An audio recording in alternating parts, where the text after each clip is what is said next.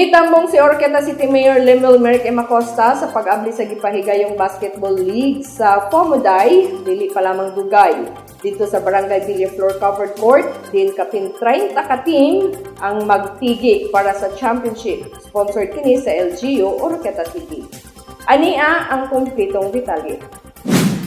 Gidayeg sa Federated Union of Oroquieta Motor Cab Operators and Drivers Association Incorporated kon Fomoday ang pangagamhan ng lokal sa pag-sponsor sa usa ka basketball league para sa mga miyembro sa Fomoday tungod kay usa kini kamaayong pamaagi sa paghiusa ug pagpalambo ug nagsilbi kining agianan sa panaghigalaay ug adunay respetuhanay tali sa tanang motor cab drivers, operators ug ang gobyerno. Karong panahon na ipakita nato sa tibuok service occidental sa Kongreso ng Pilipinas na sa propeta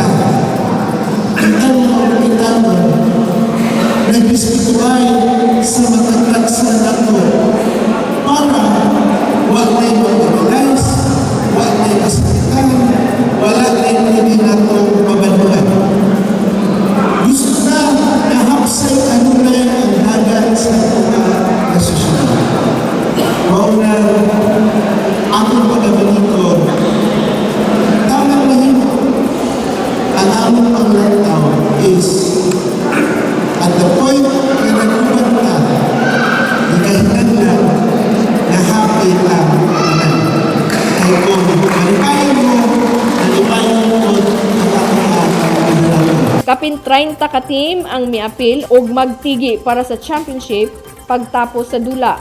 Mahimo kining usa ka kulbahinam ug inklusibo nga kalihukan.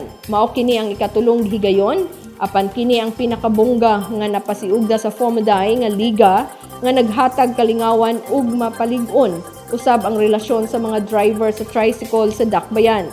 Pinaagi niini makakutlo ang mga driver sa Oroquieta City sa sportsmanship nga magamit sa adlaw-adlaw nga pagpakighilambigit sa matag usa ilabi na nga adunay kompetisyon sa kadalanan. Gitambungan sa mga opisyalis sa Dakbayan ang unang adlaw sa liga nga sila City Councilor ug Chairman sa Committee on Transportation, City Councilor Noel Undag, City Councilor Arthur Inanoria, City Councilor Josibel Maghinay ug ang President sa Fomoday nga si Alex Umandam. Sa mensahe ni Undag nga bisan pa nga limitado ang panudlanan sa pangagamhan ng lokal, apan wala nagmakuli si Mayor Acosta sa pagsuporta sa liga sa Fomoday tungod kay dako usab ug gikatabang ang mga driver sa Dakbayan ilabi na sa transportasyon matag adlaw. Bisan to sa kalimitado sa resources sa atong lokal na pagbabahalan. Pero si Mayor Noel wala yung pagpatuloy niya. Tungkol kay mahal ng mga drivers, itawag ang drivers at ako ay katabang sa pagpapalagan sa atong syudad, labi na sa atong pasahero, sa atong servisyo, sa atong katawan. Ako na mga galing atong ihimo karong, dili na po nalang ligas naman eh. Pero tungkol sa paghigugma ni Mayor, upang suporta sa sanungian usap sa atong syudad, nahimo ni ikatulong na ning higayon pero kini mo pinakamuga tungod kay nagiging kita o brada.